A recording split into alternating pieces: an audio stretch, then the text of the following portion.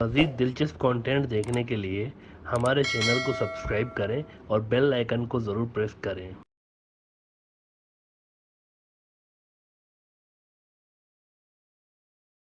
اور کنٹرول اس لیول کا ہے کہ روس کہہ رہا ہے کہ سیکیورٹی کی جو صورتحال اس وقت ہے کابل میں وہ غنی سرکار کے وقت کے مقابلے میں بہت بہتر ہے، روس نے کہا ہے۔ اب اس کے جیو پولیٹیکل اثرات مسلم دنیا پہ بڑے گہرے ہونے جا رہے ہیں۔ وہ یوں کہ ایک نیا مسلم بلاک ویسے ہی کریٹ ہو چکا ہے اس جنگ کے دوران، اور اس میں ابھی اور ملکوں نے بھی شامل ہونا ہے، ویسے مزید ملک ہیں وہ بھی اس کا حصہ بنیں گے، اور یہ بلاک ہے پاکستان، ایران، سینٹرل ایشیا کے سارے ملک، افغانستان اور ترکی کا۔ ان میں ترکی کے علاوہ باقی سارے وہ ملک ہیں جو کہ روس اور چین کے ساتھ رہے ہیں اگینسٹ امریکہ۔ ترکی نیٹو کا ممبر رہا ہے۔ پاکستان کے ساتھ بڑے زبردست ریلیشنز ہونے کی وجہ سے ترکی اس بلاک میں آیا ہوا ہے، اور ترکی نے وہ جو اعلان کیا ہوا تھا نا کہ ہم کابل ایئرپورٹ کی سیکیورٹی لیں گے، اور اس وجہ سے طالبان کی اور ترکی کی تھوڑی سی کھٹپٹ ہو گئی تھی، ترکی اس اعلان سے بھی وتھڈرا ہو گیا ہے۔ ترکی نے کھل کے اناؤنس کر دیا ہے کہ نہیں، طالبان جب تک نہیں چاہیں گے ہم سیکیورٹی نہیں لیں گے، اگر وہ نہیں چاہتے کہ ہم نہ لیں سیکیورٹی تو ہم نہیں لیں گے۔ اس میں کیا بڑی بات ہے۔ اور یہ بھی ہم آپ کو بتا دیں کہ پاکستان، چین، روس کے ساتھ ساتھ ترکی کی ایمبیسی بھی ادھر کھلی ہوئی ہے اور فلی فنکشنل ہے۔ اس کا مطلب ہے کہ ترکی اس بلاک کا ممبر بن چکا ہے۔ اچھا، اس کے اندر جیسے کہ ہم نے کہا اور بھی مسلمان ملک آئیں گے، بنگلہ دیش بھی اس میں ایڈ ہوگا، یہ ہم آپ کو کل بھی بتا چکے ہیں، بنگلہ دیش اس میں ایڈ ہوگا، کیونکہ بنگلہ دیش کا بھی جو جھکاؤ ہے نا وہ روس اور چین والے بلاک کی طرف ہے، کیونکہ بنگلہ دیش والا پورا ریجن ادھر چلا جا چکا ہے۔ آسیان والے جو ملک ہیں نا، میانمار اور اس کے پیچھے والے جو ملک ہیں، اس سائڈ سے اگر آپ دیکھیں تو وہ بھی چین کے پڑوسی ہیں، اور ادھر والے دیکھیں تو وہ بھی چین کے اتحادی ہیں۔ اور حالیہ سالوں میں یہ بھی تو ثابت ہوا ہے نا کہ انڈو پیسیفک امریکہ کی جو تھی U S Indo Pacific strategy, اور کوارڈ میں ان گروپس میں شامل ہونے کے لیے بنگلہ دیش پہ اثر ڈالا گیا، لیکن بنگلہ دیش شامل نہیں ہوا۔ البتہ چین کے بی آر آئی میں وہ ہے، دیٹ مینس وہ بھی سمجھ رہے ہیں کہ فیوچر اب ادھر ہے اس گروپ میں، تو یہ بھی اس میں شامل ہونے جا رہے ہیں ان سارے ملکوں کے ساتھ۔ البتہ اجمی مسلمانوں کا ایک نیا پاور بلاک دنیا میں تشکیل پا چکا ہے، اور یہ بڑا پاورفل بلاک ہے، اور افغانستان کا ایشو اسی بلاک کو بنوانے میں ایک ڈرائیونگ فورس رہا ہے۔ یہ وہ ممالک ہیں جنہوں نے مل کے ایک ہی پالیسی اپنائی ہے افغانستان والے مسئلے پہ، اور امریکہ کو کھدیڑا ہے یہاں سے۔ کہا جاتا تھا کہ افغان طالبان کے ایران سے مسلکی اختلاف ہیں، اسی لیے ایران ان کی طرف کبھی نہیں آئے گا، ان کی آپس میں کھٹ پٹ رہے گی، معاملات خراب رہیں گے، لیکن یہ بات بھی غلط ثابت ہو گئی ہے۔ افغان طالبان کے ٹاپ کی جو قیادت ہے نا، ان 20 سالوں کے اندر ایران کے اندر رہتی رہی ہے، وہاں بھی رہتی رہی ہے وہ۔ Now this might be surprising for many of you, ٹاپ کی قیادت جو رہی ہے افغان طالبان کی اس سارے عرصے کے دوران، وہ ایران میں بھی رہتے رہے ہیں، تو ایران کے اسٹرانگ ریلیشنز ہیں ان کے ساتھ بھی۔ 2 روز پہلے ہزارہ شیعہ لوگوں کا ایک جلوس اور مجلسی پروگرام ہونا تھا افغانستان کے اندر، جس کی سیکیورٹی افغان طالبان کرتے رہے۔ دنیا بدل گئی ہے۔ اب بھی افغانستان کے اندر محرم کے حوالے سے جو بھی مجالس اور جلوس ہیں، ان کی سیکیورٹی کون کر رہا ہے؟ افغان طالبان، اور ان کے ایون جو لیڈرز ہیں نا، وہ ان مجالس میں شریک ہوتے ہوئے بھی نظر آ رہے ہیں۔ ویسے افغان طالبان کے اندر حنفی مسلمان زیادہ ہیں، لیکن اہل تشیع کی بھی بڑی تعداد ان کے اندر حالیہ سالوں میں شامل ہوئی ہے۔ انہوں نے اپنی اسٹریٹجی تبدیل کر لی ہوئی ہے، انہوں نے اپنی پالیسیز تھوڑی سی بدل دی ہیں اس حساب سے۔ وہ اب ایک گریٹر مسلم ایک الائنس انہوں نے بنایا ہوا ہے افغانستان کے اندر۔ انڈیا، پاکستان، بنگلہ دیش، افغانستان، یہاں پر جو مسلمان ہیں زیادہ تر دے آر حنفی، وہ حنفی اسکول آف تھاٹ سے بلانگ کرتے ہیں۔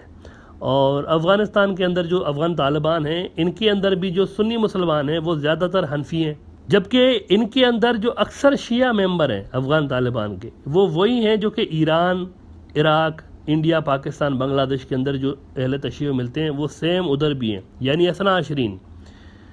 تو اس نئے گروپ کے another good thing is that کوئی مسلکی انٹرسٹ نہیں ہے، اس طرح کی کوئی انٹرسٹ ان کے اندر نہیں ہے۔ وہ ایک گروپ بن کے کام کیا ہے انہوں نے، امریکہ کے خلاف جدوجہد انہوں نے ایسے ہی کی ہے، ایک گروپ بن کے کی ہوئی ہے۔ ویسے اسلامی دنیا میں بہت بڑے بڑے عالم پیدا ہوئے ہیں، اس میں کوئی شک نہیں ہے، اور خاص طور پر اس ہمارے ریجن میں انڈیا، پاکستان، بنگلہ دیش، افغانستان، اس ریجن میں بڑے بڑے عالم پیدا ہوئے ہیں۔ اور اسپیشلی حالیہ جو سال رہے ہیں، حالیہ ڈیکیڈز رہے ہیں، ان میں بڑے بڑے عالم یہاں سے آپ کو نکلتے ہوئے نظر آتے ہیں جن کی گہری نظر رہی ہے جیو پولیٹکس پہ، اور ان کی باتوں کو غور سے سنا بھی جاتا رہا ہے۔ پاکستان کے اندر بھی ایک بہت ہی بڑے عالم تھے جن کا نام ہے مرحوم اسرار احمد صاحب۔ یہ وہ شخصیت تھے جن کی باتیں عام لوگوں کے ساتھ ساتھ، اب یہ بہت کم لوگ جانتے ہوں گے، مختلف پاور کوریڈورز کے اندر بھی ان کی باتیں سنی جاتی تھیں، یعنی ان میں بحث ہوتی تھی، انالائز کیا جاتا تھا کہ یہ جو پاسبلٹیز بتا رہے ہیں یہ ہو سکتی ہیں یا نہیں ہو سکتی اور کس بیسس پہ کہہ رہے ہیں۔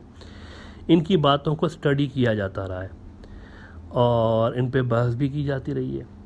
He was probably the first scholar in this region who predicted that a new Muslim bloc of Ajami non-Arab Muslims is going to emerge in this part of the world۔ ذرا سنیں کہ آج سے کئی ڈیکیڈز پہلے how he was looking at this future، جو کہ آج ہمیں حقیقت میں ہوتا ہوا نظر آیا ہے نا، حقیقتاً نظر آیا ہے کہ سامنے بلاک بنا ہوا ہے، یہ آلریڈی بن چکا ہے۔ یہ بندہ اس وقت بیٹھ کے یہ باتیں کہہ رہا تھا جب تک گراؤنڈ پہ سچویشن بالکل چینج تھی، but he predicted that this is going to happen. تو probably he was the first scholar who predicted this block, اور اب وہ بنتا ہوا سامنے نظر آیا ہے۔ ذرا سنیں کہ ڈاکٹر صاحب نے کیا بات کہی تھی کئی ڈیکیڈز پہلے کہ یہاں پہ کون سا ایک پاور بلاک بننے جا رہا ہے۔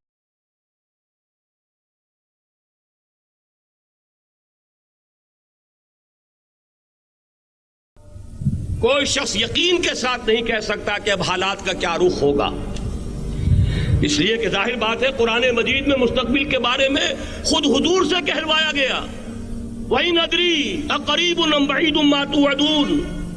لوگوں مجھے معلوم نہیں ہے کہ جس بات کی تمہیں خبر دی جا رہی ہے وہ قریب آ چکا ہے یا دور ہے۔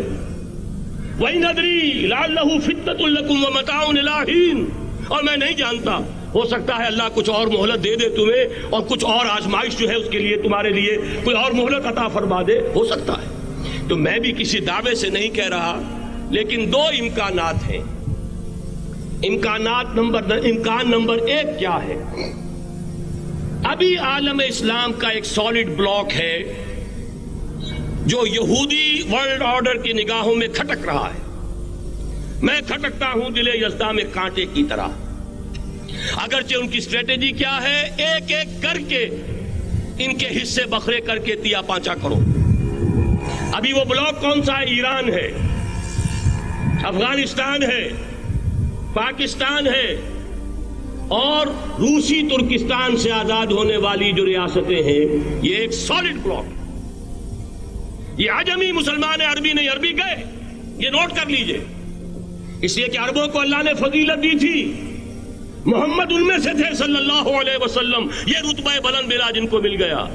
لیکن ساتھ ہی اللہ نے دھمکی بھی دے دی تھی سورہ محمد میں، ان تتولوا یستبدل قوما غیرکم، اگر تم پیٹھ دکھا دو گے اس مشن کو جو ہم نے تمہارے حوالے کیا ہے، تمہیں ہٹائیں گے، کسی اور کو لے آئیں گے۔